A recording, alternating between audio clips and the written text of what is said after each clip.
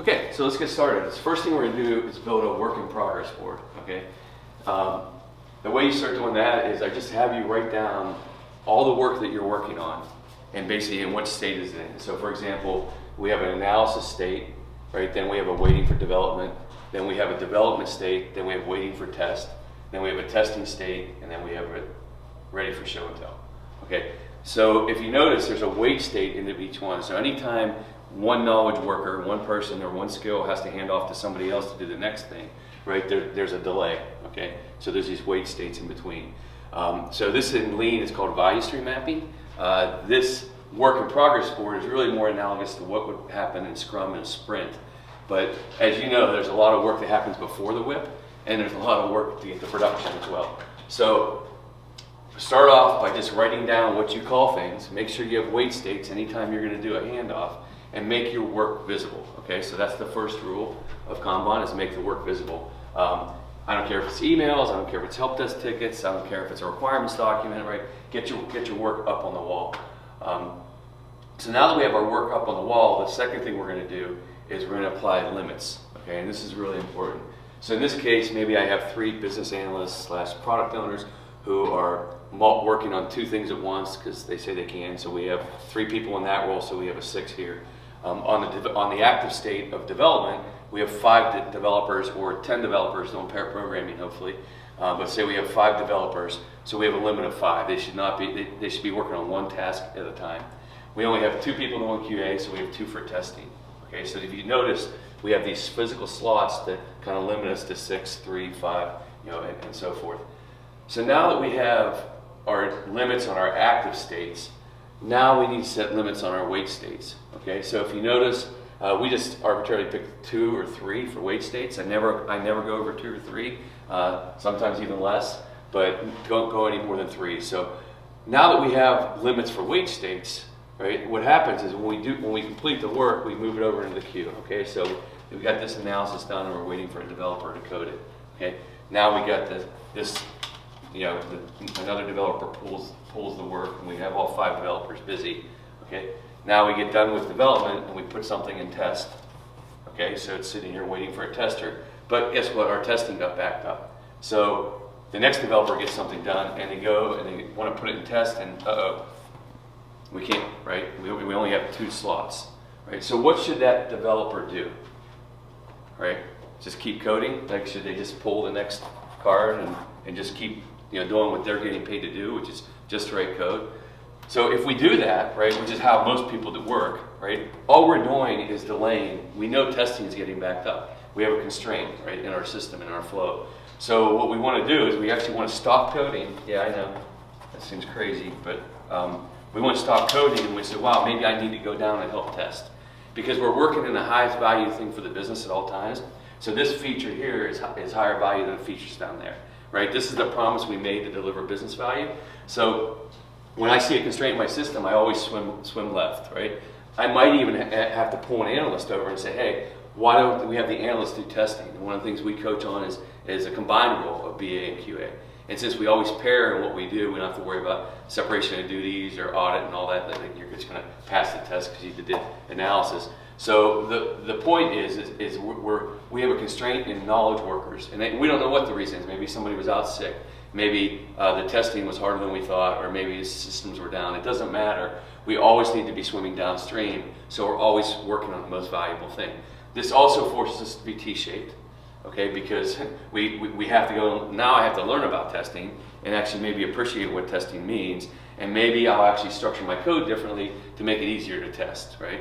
And things like that. So that's the limit part of this. It's really important that you apply these. We also are working in a FIFO order, so it's first in, first out. So these features are all ordered by importance. So if I'm a developer and I go to pull the next card, I don't get to pick which card I want. Like I always take, because everybody will pick the easy or the fun or the sexy card, nobody wants the defects, right?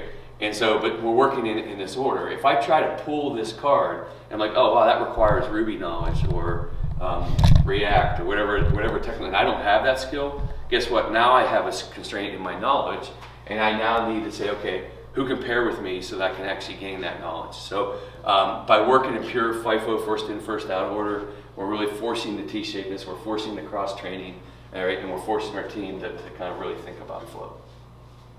Okay? So just to kind of recap what I talked about, right? So we created columns for each step in the process. We set limits for active, usually relative to team size. And then we set the weight queues to be small. We worked in first in, first out order, right? If the slot's full, you can't do it, so that's pulling work through, right? We're pulling work down the stream.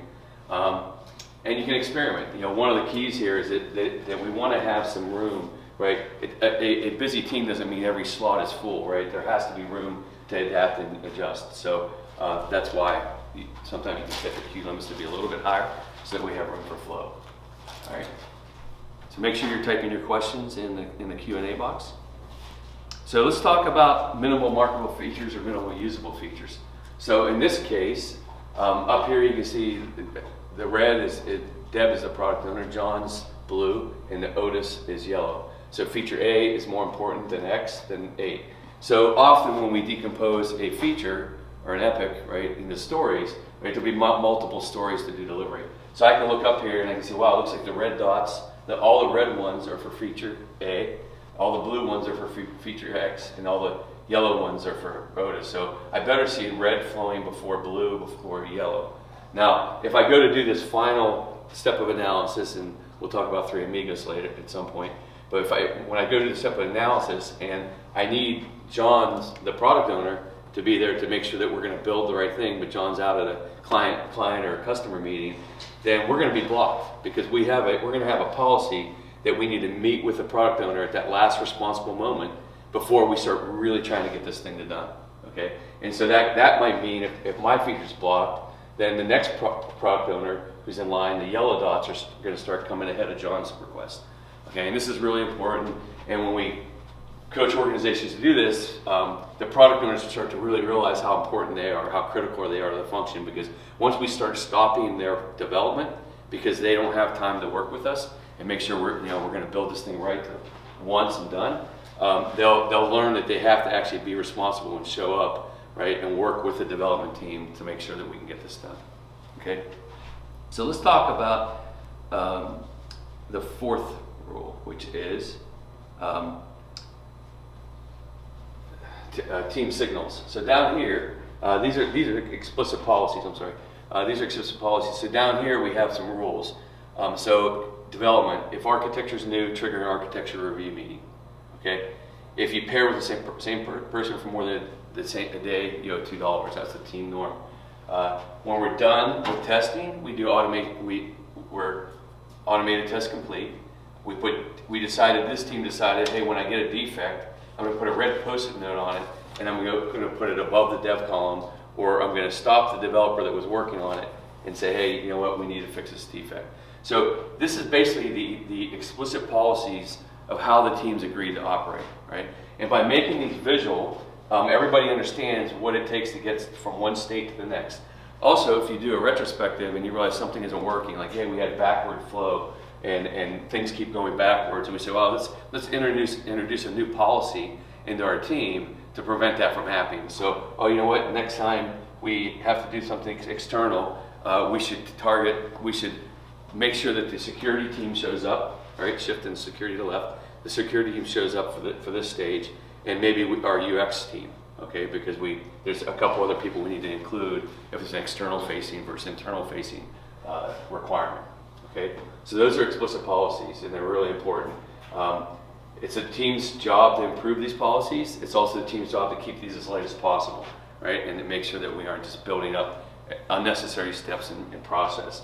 And we can challenge those reasons, like, are we doing a step because the former CIO wanted this, or we had one security breach and because we didn't onboard somebody well to our team, and now we're adding a whole extra state gate for a security check. So the goal is to keep this lightweight. You can also use this to have cues for, like I said, cues for external teams. So typically when we start coaching you, your organization is going to be designed for specialization. So you're going to have all these different, you're going to have DBAs, you're going to have UX, you're going to have security. Your development team itself is not going to have those skills. So when we first start to work, a lot of your constraints are all these external dependencies. And so calling that out and saying, okay, well, maybe we can get the DBAs in here to pair with us, and we can learn how to do some DBA tasks, and they can learn how to do some coding, right? We're all knowledge workers, we're all capable of learning. So you're gonna have a lot of external dependencies that are gonna impact your flow. And you might need to go and create the, like I said, architecture new, trigger an architecture review meeting. Maybe that means I have to create a duplicate of the card, walk over to the Agile architecture team or security team and put a card on their Kanban board, right? So that they know that they need to engage with us. So you guys will figure out how to do the cross-team dependencies, but that's a very important step to this process. So basically, what you're getting is you can't go any faster than your bottleneck, right? If you're ever driving a car down the highway and there's a construction lane, everybody has to merge, that's going to limit the speed that you can go. And when you start visualizing your work like this and setting these limits, you'll start realizing where your bottlenecks are. So now we could even change it so that we actually do staffing based on need, right? A lot of staffing in organizations happens because people have influence. Like nobody goes to work to be the constraint, right? A good day at work is I make everybody happy. I get anybody that asks me something, I just do it for them, and they get what they want, and they love me because I can do that, right? But that's not reality. Reality is I got demand coming to me from everywhere, and I have to figure out what I work on. Well, so naturally when it comes time to do staffing, like I need more developers, I'm the developer manager. I'm the QA manager, I need more QA. I'm the designer, I need more. And everybody makes a case to get more people in their specialized skill so that they aren't a constraint in the system. Well, what if we could maybe do that by measuring that? What if we said, okay, every time, let's create a rule, every time a developer has to stop coding to do testing, we're actually going to go over and we're going to have an information radiator, and we're going to say, okay, on this date, I had to stop coding card 1, 2, 3 because my testing team couldn't keep up, and I went and helped test for 4 hours or half a day to get them unjammed, right?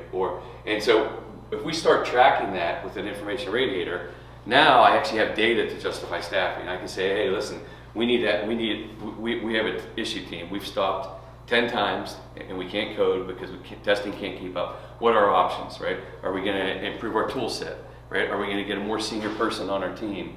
Or are we gonna hire another person, right? And these things are always changing, right? And as we become more T-shaped and start losing our specialization, we can improve flow. Right? Because now we have more skills and we won't hit that constraint often. But when you start staffing based on data, right, pure data about stopping knowledge workers, stopping things because they don't have knowledge, right, to continue or skills to continue, right? Now you're really shaping your organization for flow, and that's a critical element to this.